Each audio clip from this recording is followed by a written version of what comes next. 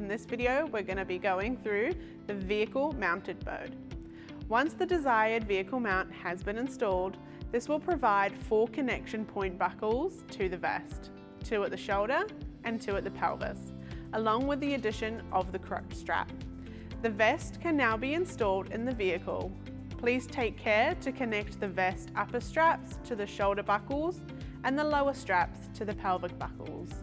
We want to ensure that no other buckles at this stage are connected. Now that that is fitted, the user can transfer into the vehicle seat and pop the vest on. Please take care to ensure that there is plenty of extra length in the harness so they can do so. Once the user has the vest on, please apply the seatbelt now. Then you want to use the webbing loop of the crotch strap located on the vehicle seat between the user's legs and pass it through the middle of the harness to connect the vest to the crotch strap. If not already done, ensure that the chest buckle is now connected. Once connected, the harness can be tightened through an adjustment at the shoulder buckles. You can use one hand to pull the excess webbing through to make this adjustment.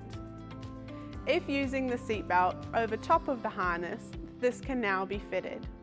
Care should be taken to ensure that the chest cross buckle is not underneath the shoulder stash of the vehicle's seatbelt. The harness adjustment may be required.